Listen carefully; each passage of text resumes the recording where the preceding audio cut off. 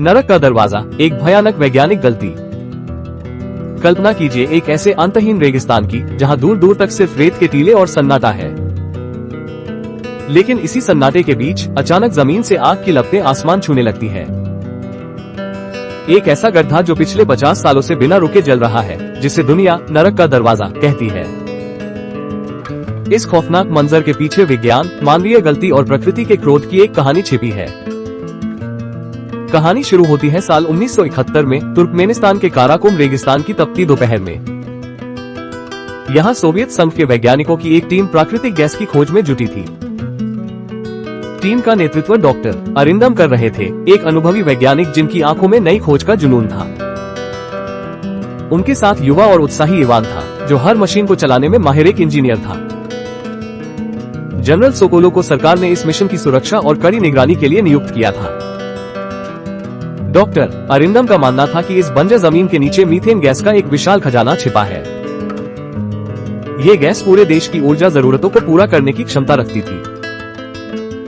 भारी भरकम ड्रिलिंग मशीनें लाई गई ताकि जमीन की गहराई तक पहुंचा जा सके। लोहे के विशाल दांतों वाली मशीन ने जमीन को चीरना शुरू किया, जिससे धूल का गुबार उठा। दिन बीतते गए और मशीनें धीरे धीरे पृथ्वी की गहराइयों में उतरती गई।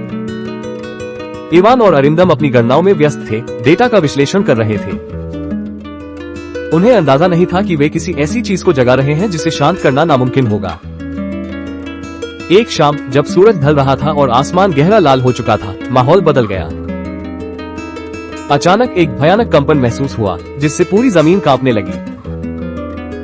मशीनें बुरी तरह हिलने लगी और लोहे के पुर्जे चरमराने लगे। इवान ने चिल्लाकर चेतावनी दी कि दबाव बहुत बढ़ गया है और मशीन नियंत्रण से बाहर है। लेकिन तब तक बहुत देर हो चुकी थी, दबाव असहनीय स्तर तक पहुंच चुका था।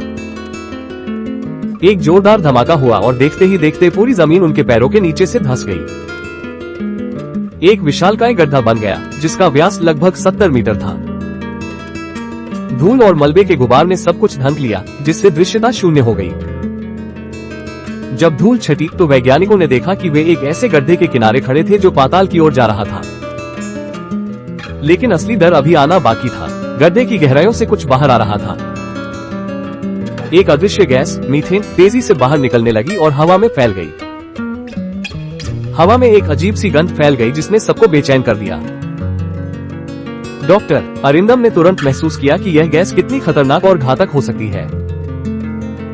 मीथेन गैस न केवल ज्वलनशील थी, बल्कि ये दम घोटने वाली भी थी। अगर यह गैस हवा में घुलती रही तो आसपास के गांवों के लोग और जानवर मर सकते थे।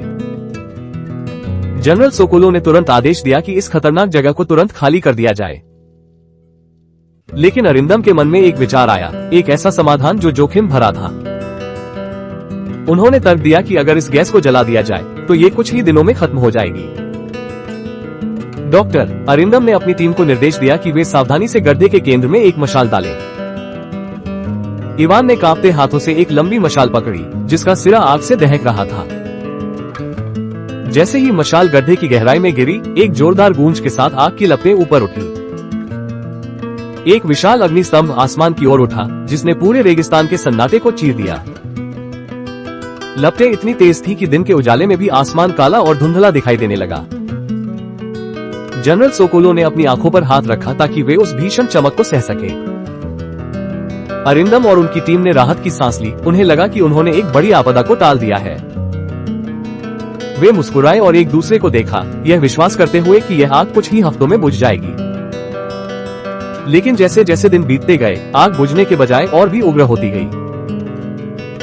एक हफ्ता बीता, फिर एक महीना और फिर पूरा साल गुजर गया, पर लपटें वैसी ही रही। इवान अब हैरान था और बार बार अपनी गणनाओं की जांच कर रहा था कि गैस खत्म क्यों नहीं हो रही।